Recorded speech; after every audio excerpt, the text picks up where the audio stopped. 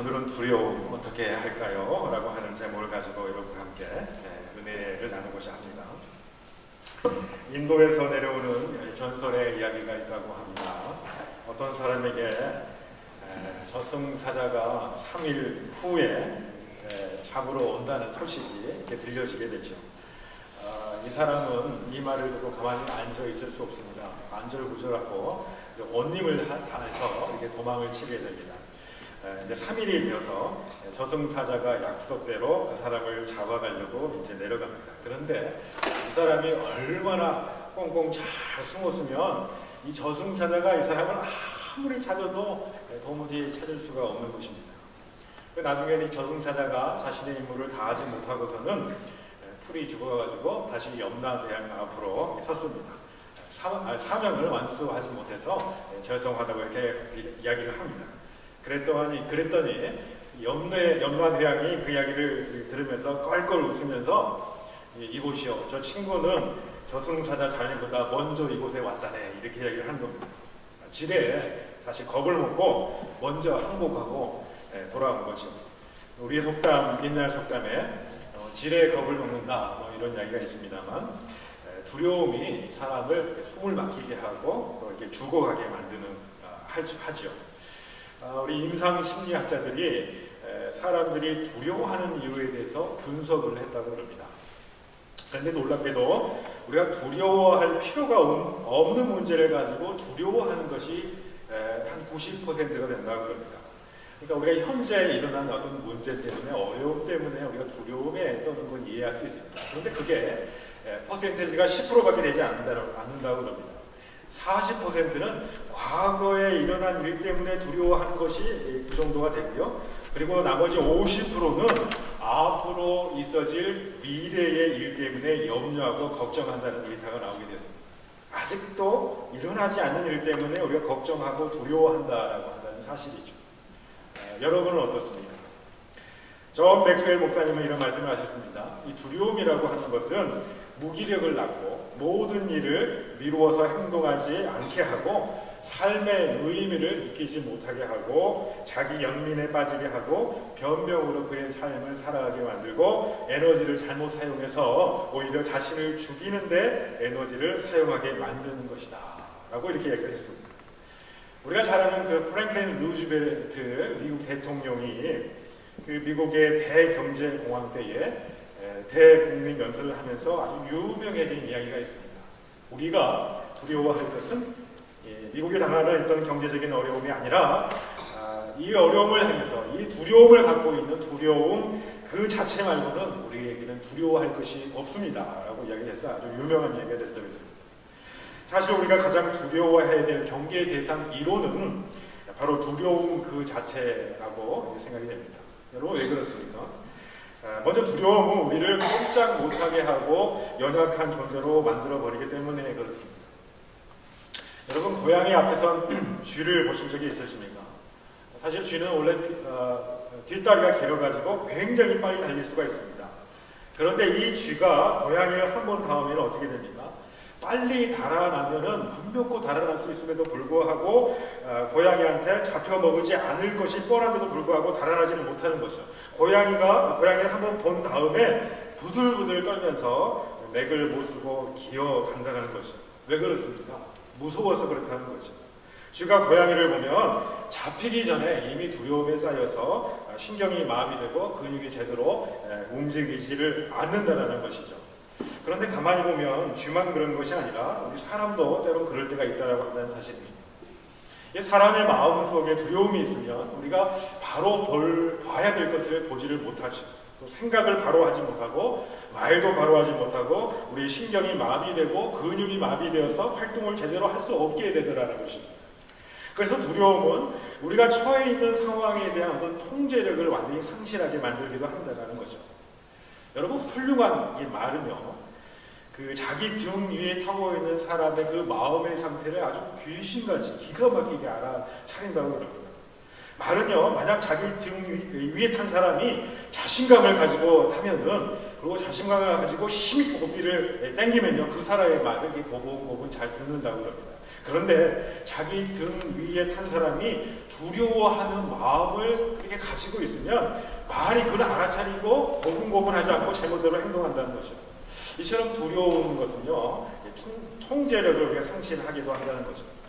또한 우리가 두려움에 휩싸이게 되면 우리 자신들을 이기적인 사람으로 만든다는 것입니다. 두려움이 점차 자기 스스로를 변호하고 보호해야 된다고 하는 생각으로 발전하게 된다는 거죠. 말하자면 영어로 이야기하자면 self defense mechanism, 이게만 발동이 되는 거죠. 근데 결국에는 다른 사람들에게 이 적재감을 가지게 된다라고 한다는 그런 사실입니다. 마지막으로 두려움은 우리들로 하여금 우리 현실을 도피하도록 만든다는 것입니다. 우리들 가운데에 지나치게 우리가 탐닉하는 것이 있습니다. 그것이 TV든 오락이든 또는 운동이든 또는 친구를 만나는 것이든 이 정상적인 생활에서 지장이 될 정도로 지나치게 우리가 빠져든 것이 있다고 한다면 그 바로 우리가 우리 현실을 외면하고 있다는 그런 증표일 것입니다. 그리고 그렇게 된 일의 그 밑바닥에는 사실 우리 마음 가운데 두려움이 사로잡고 있다고 한다는 것이죠.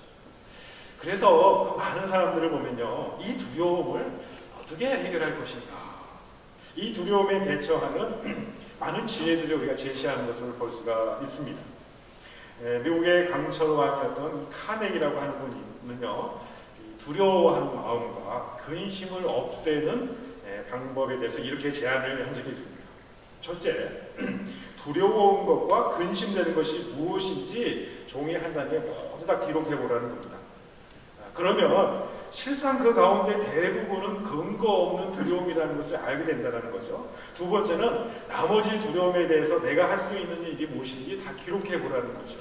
그리고 다음으로는 그 중에 내가 무엇을 먼저 할 수 있을 것인지를 순서를 정하는 겁니다. 그리고 마지막으로는 그 두려움을 이기기 위해서 작성한 대로, 작정한 대로 행하라는 겁니다. 그러면 어떤 두려움이든지 대체로 이길 수 있다라는 어떤 그 세상적인 지혜를 이야기하기도 했습니다. 이런 삶의 지혜라든지 심리적인 방법도 우리에게 도움이 되죠. 그런데요, 사실은 근본적인 방법은 안 된다는 사실입니다. 근본적으로 우리에게 두려움을 이길 수 있는 비결은 오늘 하나님의 말씀에서 분명히 우리에게 가르쳐 주고 있다고 저는 봅니다. 오늘 본문을 통해서 두려움을 넘어서는 그런 비결을 한번 살펴보겠습니다. 먼저 본문에서 제자들이 두려워하는 상황을 한번 살펴보도록 하겠습니다.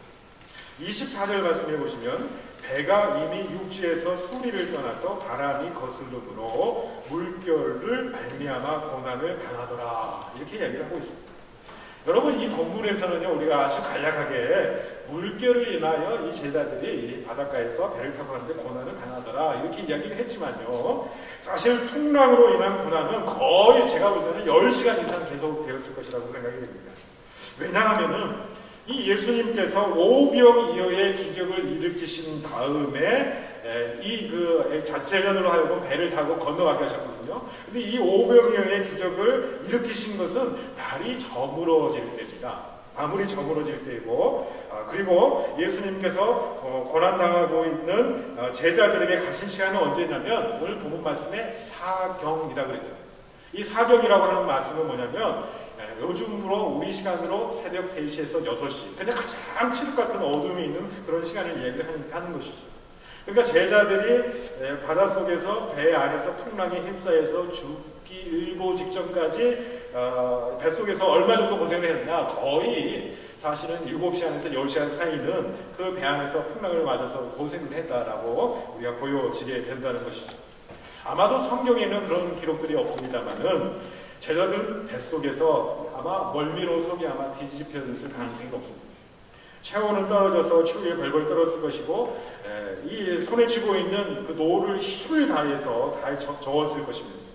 그러다 보니까 제자들의 체력이 완전히 소모가 되었을 것이고, 또 배고픔에 또 탈수에 그로 인한 갈증과 이 어려움은 대단했을 것이라고 생각이 됩니다. 또 칠흑 같은 어둠의 공포와 두려움을 느끼고 있었을 것입니다. 거기다가 큰 파도가 배를 마구 뒤르고 있으니까 거의 죽은 일보 직전의 상황이었다고 보여집니다.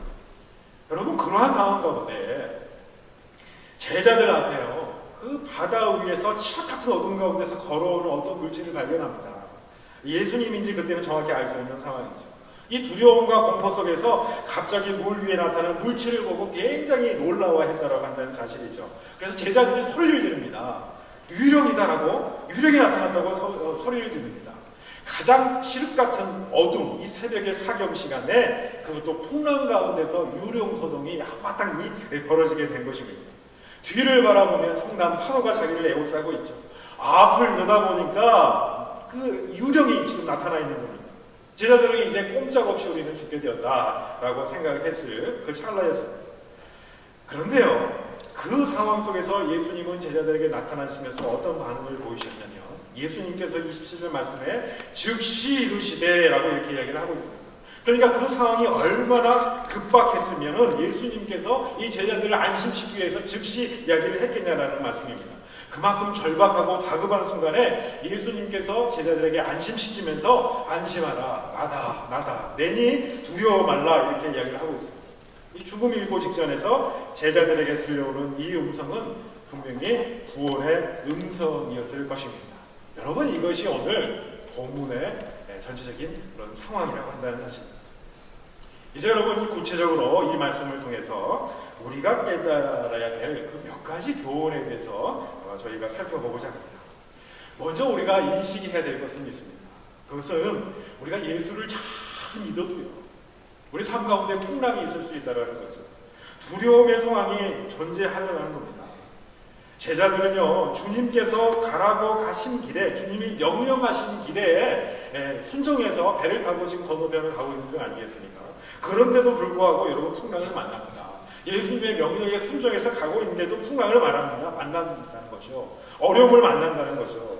여러분, 우리가 기억할 것은 우리가 예수님을 잘 믿는다고 해서 풍랑이 없는 삶, 시련이 없는 삶이 이다라는 것은 아니다는 거죠. 그런데 우리가 이런 풍랑을 만나게 될 때에 주님, 내가 주님의 말씀을 따라 살려고 했는데 왜 지금의 현재의 저의 모습은 이 모양이 꼴입니다.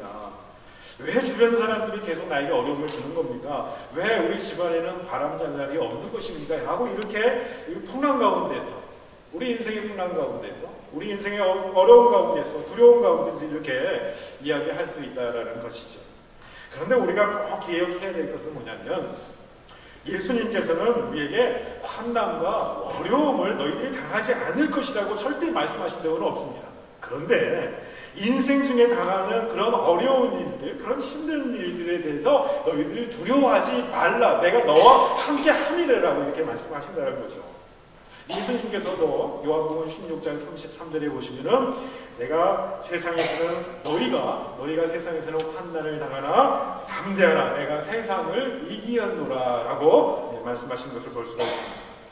우리 참 그리스도인도요, 참 암에 걸릴 수도 있고 또 사업에 실패할 수도 있고 인간관계의 위기를 경험할 수도 있습니다. 또 갑작스러운 일 때문에 우리가 당황할 때도 있고 두려움에 휩싸일 때가 있다고 한다는 사실입니다. 풍랑은 누구에게나 다 올 수 있다고 한다는 사실입니다. 그러나 우리가 한 가지 기억해야 할 것이 있다면 그 풍랑에 우리를 집어삼키지는 절대 못한다고 한다는 사실입니다. 더 나아가서 기억해야 될 것은 우리들이 풍랑 속에서 신음하고 있다는 것을 우리 주님은 너무나도 잘 알고 계시다고 한다는 사실입니다. 고로 여러분, 풍랑 가운데서 또 두려움 가운데 계십니까? 절대로 원망하지 마시고 주님께서 보시고 계시니까 주님께서 배에 가신 그 시간에 그때가 되면은 베드로의 손을 잡아주신 것처럼 우리의 손도 잡아주셔서 건져주실 것이라고 하는 믿음을 여러분 이 아침에 가지시기를 바랍니다. 두려움이 우리 가운데 엄습할 때에 그것을 극복할 수 있는 길은 여러분 우리의 시각을 전환시키는 것입니다. 우리의 내면을 바라보는 것이 아니라 우리의 환경을 바라보는 것이 아니라 우리의 시각을 환경에서 하나님으로 향하게 한다는 것입니다. 주변 환경을 바라보지 말고 오직 참된 주님을 온전히 향하는 데 있다는 사실입니다. 오늘 베드로가 물 위로 걸어오시는 주님을 바라볼 때에는 자기도 예수님께 명령해서 그 물 위를 걸어가게 됩니다. 환경을 초월하는 그 놀라운 기적이 베드로한테 이루어지잖아요. 그런데 그 기적이 이루어지지만 다시 자기 앞에 풍랑이 오는 것을 바라보고는 파도가 자기를 넘어뜨리려고 할 때는 두려움에 잡혀서 다시 그 물속에 빠져드는 것을 볼 수가 있습니다. 여러분, 우리가 승리하는 믿음을 가지려고 한다면 현재의 환경에 우리가 매몰되어서는 안 됩니다. 우리는 그 두려움의 상황 가운데서 그 환경보다 더 크신 우리 주님을 바라보아야 할 줄로 믿습니다. 승리하는 믿음이 되려면 풍랑 그 자체를 바라보지 말고 풍랑 가운데 우리가 있을지라도 풍랑 위로 걸어오신 우리 주님을 우리가 발견해야 되고 바라보아야 될 줄로 믿습니다. 여러분, 한번 여러분 가운데 물으시길 바랍니다. 우리를 둘러싼 환경이 여러분 가운데 더 크게 느껴지십니까? 아니면 주님이 더 크게 느껴지십니까? 주님은 분명히 환경보다 더 크신 분이신 줄 믿으시기를 바랍니다. 빌립보서는요, 하늘에 있는 자나 땅에 있는 자나 땅 아래에 있는 자들이 다 예수의 무릎 앞에 무릎을 꿇게 되었다고 이렇게 말씀합니다. 천지 만물을 하나님과 더불어서 창조하신 분이십니다. 귀신도 예수님을 알아보고 예수님께 굴복합니다. 죽은 자가 예수님의 한마디 말씀으로 다시 살아 놀라운 역사를 일으키신 분입니다. 귀머거리가 듣고요, 소경이 보게 되고요, 벙어리가 말을 하는 놀라운 일들이 일어납니다. 그는 십자가에서 죽으시고 3일 만에 다시 살아나셨습니다. 죽음이라고 하는 운명도, 영적인 어떠한 권세도, 인생을 괴롭히는 각종 질병들도 모두 주님의 발 앞에 굴복했다라고 한다는 사실입니다. 모든 환경은 어떠한 환경이든 간에 예수님보다 클 수가 없습니다. 제자들은요, 이 풍랑이라는 두려움의 상황을 통해서 참된 주님을 발견하게 됐죠. 두려움에 떨고 있는 제자들 향해서 예수님 27절에서 말씀하십니다. 즉시 이르시되 안심하라, 나다, 두려워 말라 라고 말씀하십니다. 또 33절의 말씀에 보시면은 어떤 고백들이 있냐면, 배에 있는 사람들이 예수께 절하여 가로되 진실로 당신이 하나님의 아들이로소이다 라고 고백한 것을 볼 수가 있습니다. 여러분, 사실 그동안 제자들은 예수님을 제대로 이해하고 바르게 고백하지를 못했습니다. 오병 이후에 놀라운 사건을 오늘 본문 이전에 이렇게 경험을 하게 됩니다. 그런데 이 오병의 놀라운 기적의 사건을 그들의 눈으로 목도합니다. 이게 보통 일이 아니거든요. 그렇게 많은 사람들을 기적을 통해서 음식을 먹이시고 그들에게 말씀을 전하시는 모습 가운데 그렇게 수많은 사람들이 세워진 애워싸이신 예수님을 바라보면서 제자들이 무슨 생각을 하냐면, 바로 이 예수님이 이 민족을 해방으로 오신 정치적인 메시아로 그들이 생각했던 것입니다. 더 많은 사람들을 더 모아 끌어서 더 선한 영향력들을 끼우치고 또 정치적으로 경제적인 어떤 메시아로 이렇게 예수님을 바라보게 되었다고 한다는 사실입니다. 그래서 본문 첫 부분에 오시면 예수께서는요, 제자들과 함께 가지 않으시고 기도하러 혼자 산으로 올라가십니다. 그리고 제자들을 하면서 예수님보다 빨리 바다 건너편으로 건너가게 하셨다라고 하십니다. 여러분, 그렇게 하신 이유가 있습니다. 예수님은요, 제자들이 당신을 인간적으로 이해해서 왕으로, 정치적인 왕으로, 정치적인 메시아로 세우고자 하는 모든 다른 사람들과 같이 주님은 그렇게 자기 자신을 알기를 원하지 않으셨다고 하는 것이죠. 그것을 깨닫게 하기 위해서 예수님은 기도하셨고 제자들을 바다에 보내셨다고 한다는 사실이죠. 오늘날 예수님은요, 우리가 예수님의 모습을 온전히 이해하고 온전히 고백하기를 원하시고 계신다는 사실입니다. 예수님을 우리가 온전히 이해하고 고백하기 위해서, 예수님을 온전히 우리 마음 가운데 주님으로 구세주로 고백하기 위해서 때로는 예수님께서 우리를 향해서 풍랑을 주시기도 하시고 어려움을 주시기도 하신다고 한다는 그런 사실입니다. 여러분, 18세의 소녀가 있었습니다. 그녀는 자신의 일생을 오로지 예수 그리스도를 위해서 바치기로 마음의 작정을 했죠. 그래서 사랑하는 자기의 조국 유고슬라비아의 자기의 고향 스코피에 있던 정든 집을 이제 떠나게 됩니다. 떠나게 될 때 그 어머니가 눈물로서 참 기도를 해주시면서 목멘 음성으로 이 소녀에게 부탁을 합니다. 얘야, 내가 지금부터는 너의 손을 붙잡아 줄 수 없다. 너는 이제부터 네 삶 속에서 예수님의 손을 꼭 붙잡아야 된다. 그리고 네 손이 예수님의 손처럼 되도록 노력해야 된다. 라고 그 목멘 음성으로 그 소녀의 손을 꼭 잡고 어머니가 눈물을 흘리면서 이렇게 부탁을 했습니다. 예수님의 뒤를 따르기로 한 이 순박한 18살의 소녀는요, 그 이후에도 그 이후로 한 번도 이 음성을 잊지 않으려고 했습니다. 기쁠 때에도 슬플 때에도 고통스러울 때에도 고단할 때에도 나는 예수님의 손을 꼭 붙들어야 된다라는 그런 음성을 마음에 기억을 했습니다. 그녀는 인도의 캘커타에서 굶주림과 가난과 질병으로 죽어가는 많은 영혼들을 위해서 일했습니다. 그녀는 마침내 1979년도에 노벨 평화상을 받게 됩니다. 여러분도 예상하듯이 그녀의 이름은 마더 테레사 수녀입니다.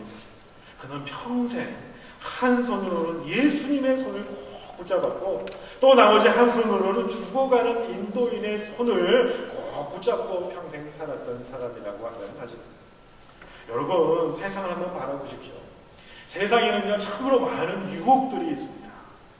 여러분, 우리가 사실 TV 커머셜 광고를 우리가 유심히 살펴보면요, 마치 자신의 제품이나 서비스를 이용하게 되면 마치 거기에 구원이 있는 것처럼 그렇게 우리를 유혹하죠. 자기들이 모든 것을, 우리의 삶을, 우리의 생활을 보장한다, 개런티한다, 이렇게 이야기를 한다는 것이죠. 그 인간이 겪고 있는, 또 겪을 수 있는 어떤 두려움의 상황들을 교묘히 이용하는 것을 우리가 보게 됩니다. 또 세상은 우리에게 유혹을 합니다. 돈과 쾌락과 권력과 명예를 붙들어야 두려움이 없는 삶을 살아갈 수 있다라고 이렇게 이야기를 하고 있습니다. 그렇게 외치고 있습니다. 우리의 인생에 파도치는 그 풍랑 위로 우리에게 그 유혹의 손을 내밀면서 내 손을 붙들면 당신들이 살 수 있다라고 외치고 있습니다. 그래서 우리는 때때로 착각을 합니다. 마치 세상 속에서 유혹하고 있는 어떤 돈의 권세가, 또 명예의 권세가, 권력의 손을 잡으면 거기에 인간의 구원이 있고 참된 기쁨이 있고 행복이 있을 것 같습니다. 그런데 여러분, 절대 그렇지 않다는 겁니다. 세상의 모든 손들은요 다 변하게 되어 있습니다. 인간의 손도 다 변하게 되어 있습니다. 돈을 위해서라면 오늘의 동지도 내일의 적이 될 수가 있습니다. 권력을 잡기 위해서는 오늘의 친구가 내일의 적이 되기도 합니다. 인간의 명예와 어떤 욕심에 우리가 사로잡히게 되면은 자기가 세상에서 가장 잘난 사람으로 착각이 됩니다. 그래서 자기가 아니면 다른 사람은 할 수 없다는 착각에 빠지게 된다는 거죠. 세상의 손들은요 돈이나 명예나 권력이나 탐욕을 따라서 다 변하게 되어 있습니다. 구원받을 손이 그 세상 가운데는 없다라고 한다는 사실이죠. 그런데 여러분, 우리가 잡을 손은 어떤 손입니까? 십자가에 못 박힌 예수님의 손입니다. 못자국이 그대로 남겨있는 그 예수님의 손을 우리는 붙잡아야 될 줄로 믿습니다. 우리를 위해서 피 흘리신 주님의 피 묻은 손을 우리가 잡아야 우리가 세상으로부터 우리가 참된 평안을 얻고 구원을 얻게 될 줄로 믿습니다. 주님은 우리들에게 말씀하십니다. 내가 너를 위해서 내 손에 못자국을 남기지 않느냐, 너는 못자국이 남아있는 이 손을 붙들어야 참 평안을 얻고 구원을 얻을 수 있으며 영생을 얻을 수 있다라고 우리에게 말씀해 주신다는 사실입니다. 여러분, 이 시간 주님의 손을 붙드시기를 바랍니다. 우리보다 먼저 풍랑 속에 찾아오시고 우리의 인생의 풍랑이 당하는 모든 것들을 아시고 같이 아파하시고 죽음 가운데서, 어려움 가운데서 우리를 구원해 주시려고 내미시는 그 주님의 손을 여러분 다들 붙잡을 수 있기를 바랍니다. 우리가 두려움을 극복할 수 있는 마지막 방법은요, 우리가 하나님의 사랑을 다시 한번 회복하는 겁니다. 우리가 사랑하고 살면요 두려움이 물러나는 것을 볼 수가 있습니다. 근본적으로 두려움을 이길 수 있는 비결은 하나님의 말씀을 우리에게 분명히 가르쳐주고 있습니다. 사도 바울은요 두려움이 없는 믿음을 고백합니다. 믿음이라는 것은 바로 두려움이 없다라는 그런 뜻이라는 것입니다. 그런데 두려움이 없는 믿음은 어디서 나오느냐? 바울 사도가 어떻게 고백을 하냐면요, 그건 하나님의 사랑으로부터 나온다는 겁니다.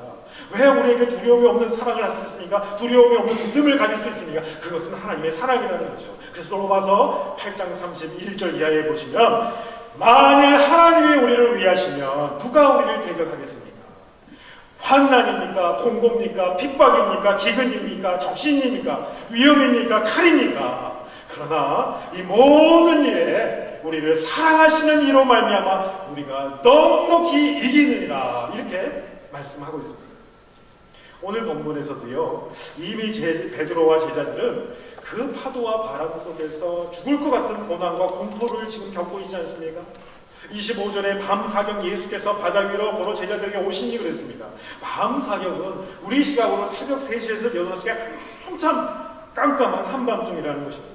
그 한밤중에 누구도 도와줄 것 같지 않은 그 한밤중에 그 영혼의 깜깜한 밤에 그 고난당하는 제자들에게 직접 다가오시는 그분의 여러분 사랑이 아니겠습니까? 더군다나 베드로가 물속에 빠져 들어가는 순간 주여 나를 구원하소서. 이때 주님은 즉시 손을 내미셨습니다. 두려움 속에 사로잡힌 제자를 보자 즉시 손을 내밀어서 다가가시는 그분, 여러분 그분의 사랑이 아니겠습니까? 그 주님의 사랑 때문에, 그 사랑의 손길 때문에 비록 잠시 우리가 실패가, 잠시 우리에게 두려움이 있을 수 있지만 그 두려움을 통해서 더욱 성숙해질 수 있었던 제자들 아니었겠습니까? 여러분 모든 두려움의 상황 뒤에 넓으신 그 하나님의 사랑의 품이 우리를 안고 있다고 하는 사실을 여러분 기억하시기를 바랍니다. 여러분 어느 기자가 미국의 세들백 교회에 담임으로 계시는 릭 우에렌 목사님에게 찾아가서 이제 인터뷰를 하는 가운데 이런 질문을 합니다. 이 세들백 교회는 모범적인 교회로, 아주 이상적인 교회로 크게 성장을 했는데 그 비결이 무엇입니까? 가장 중요한 이유가 무엇입니까? 라고 이렇게 물었습니다. 그러자 이 목사님이 뭐라고 대답했냐면 이런 말씀입니다. 우리 교회가 오늘의 교회가 되기까지 우리는 수많은 실패를 경험했습니다. 그런데 그 실패 때문에 우리는 서로를 정죄하지 않았고 계속해서 새로운 시도와 새로운 노력을 경주했습니다. 그것이 오늘의 창조적인 교회를 만들 수 있었습니다. 라고 이렇게 이야기를 했다고 합니다. 실패를 허용하는 사랑의 분위기가 이 교회 안에 있었다고 한다는 사실이죠. 여러분 사람이 약점이 있다는 것이요, 그 약점 때문에 사실은 사람이 아름다워 보일 수가 있습니다. 그 약점이 오히려 사람의 아름다움일 수 있다는 사실입니다. 사람이 약점이 없다고 여러분 생각해 보십시오. 여러분 그게 사람입니까? 귀신이지. 약점 하나 있다고 여러분 그것을 계속해서 들춰내고 그것에 대해서 우리가 공격해서는 안 된다고 한다는 사실이죠. 우리는 다른 사람의 연약한 점에 대해서 우리가 신앙적으로 바라볼 줄 아는 그 눈이 있어야 됩니다. 어떤 사람에게 있어서 어떤 연약한 점이, 약점이 있다고 한다는 것은 그것을 내가 사랑의 보자기로 감싸줄 의무가 있다라고 한다는 사실입니다. 여러분 주변에 여러분 사람들을 바라보시고 그런 연약한 점들을 여러분 사랑의 보자기, 사랑으로 감싸줄 수 있는 그런 의무가 나에게 있다는 것을 깨달으시고 그런 사랑의 그런 공동체의 모습을 우리가 가지기를 원합니다. 여러분 우리들에게는요 다 연약한 점들이 있습니다. 나는 왜 이러는지 몰라 하고 한탄하고 고개 숙이는 모습들이 우리 가운데 있다고 한다는 사실이죠. 그러한 연약한 우리를 주님은 오늘도 사랑의 눈으로 바라보고 계신다는 사실을 여러분 잊지 마시길 바랍니다. 우리의 약점이, 우리의 연약한 점이 주님의 크신 사랑을 경험할 수 있는, 체험할 수 있는 이 통로가 될 수 있다고 한다는 사실입니다. 여러분 우리의 약점을 우리 주님 앞에 내놓으시고 우리의 도움을 요청하시면 우리의 손을 잡아 일으키시는, 물에 빠진 우리를 건져내시는 하나님의 놀라운 역사가 우리 가운데 있을 줄로 믿습니다. 여러분 인도네시아에 파송된 어떤 선교사 부부가 이런 이야기를 말씀을 하시더라고요. 처음에 인도네시아에 파송될 당시에는 이 몇 년간 한 3년 정도만 사역을 하고 돌아와서 어떻게 앞으로 이제 사역을 할 것인지 구체적인 계획을 세워야 되겠다 하고 인도네시아로 떠났습니다. 그런데 가보니까 인도네시아의 정글 속에 그 원주민들의 영혼들을 이제 대하게 될 때에 그 영혼들이 너무나도 사랑스럽고 너무나도 불쌍해서 그저 돌아오지 못하고 계속해서 이렇게 사역을 했다고 합니다. 근데 사역하는 가운데에 이 부부가 다 풍토병에 걸리기도 하고 목숨이 그 위태한 적이 한두 번이 아니었다고 그럽니다. 고열이 나고 구토가 나고 극심한 위기 속에서도 끝내 자기들은 인도네시아 그 영혼들을 포기하지 않았다고 합니다. 어떻게 그런 일이 가능했습니까? 라고 물으면 이분들은 이렇게 대답합니다. 사랑 때문이라는 겁니다. 정말로 그 인도네시아에 있는 그 영혼들을 사랑했기 때문에 그 사람이 어떠한 풍토병도 무서워하지 않냐고 어떠한 문제도 어떠한 인생의 풍랑도 두려워하지 않게 되더라는 거죠. 진정한 사랑의 마음이 있으면 두려움을 이기게 된다는 거죠. 어떤 인생의 풍랑도 이기게 된다는 겁니다. 사랑하게 되면 용기가 생기게 된다는 거죠. 사랑하면 두려움이 사라진다는 말씀입니다. 여러분 그래서 요한일서 4장 18절에 사랑 안에는 두려움이 없고 온전한 사랑이 두려움을 내어쫓나니 두려워하는 자는 사랑 안에서 온전히 이루지 못하느니라 라고 말씀합니다. 사랑 안에 사는 자는 모든 두려움을 내어쫓을 수 있다는 말씀입니다. 사랑에는 힘이 있고 사랑은 두려움을 극복한다는 말씀입니다. 하나님을 진정으로 사랑하는데 온 마음 우리가 쏟는다면 우리는 우리에게 있는 그 두려움들은 사라질 줄로 믿습니다. 마지막으로 로버트 실러 목사님의 어느 글에서 읽은 이야기를 들려드리고 말씀을 마칠까 합니다. 이런 이야기입니다. 절벽 가까이 하나님은 나를 부르셨습니다. 절벽 끝에 더 가까이 오라고 해서 나는 더 가까이 다가갔습니다. 그랬더니 주님은 그 절벽 위에서 나를 밀어뜨렸습니다. 절벽 아래로 나를 밀어버리는 것이었습니다. 물론 나는 절벽 아래로 떨어졌습니다. 그런데 나는 그때까지 내가 날 수 있다는 사실을 몰랐습니다. 여러분, 이런 분입니다. 때로는 우리는 두려움이라는 절벽에서 떨어질까 노심초사하며 벌벌 떨 때가 있습니다. 그러나 기억하시기 바랍니다. 우리에게는 주님을 사랑하는 믿음의 날개가 있다라고 한다는 사실입니다. 하나님이 우리에게 주신 놀라운 사랑의 은총의 날개가 우리 가운데 있다라고 한다는 사실입니다. 우리는 그 두려움 가운데서 이 믿음의 날개를 들고 이 사랑의 날개를 활짝 펴게 되면 절벽에서 절대 떨어지지 않을 것입니다. 베드로처럼 두려움의 물에 빠지지도 않게 될 것입니다. 여러분, 이 시간에 나니 내니 두려워 말라 하시는 우리 주님의 음성을 들으실 수 있기를 바랍니다. 두려워하지 말아라. 내가 너와 함께하리라. 놀라지 말라. 나는 내 하나님이 됨이니라. 내가 너를 굳세게 하리라. 참으로 너를 도와주리라. 참으로 나의 의로운 오른손으로 너를 붙들리라 라고 말씀하시는 하나님의 그 놀라운 사랑의 음성이 우리의 모든 두려움을 몰아내고 담대하게 세상에 나아가 승리하는 믿음의 성도들 가득 되시기를 주님의 이름으로 간절히 축원해 드립니다. 기도드립니다.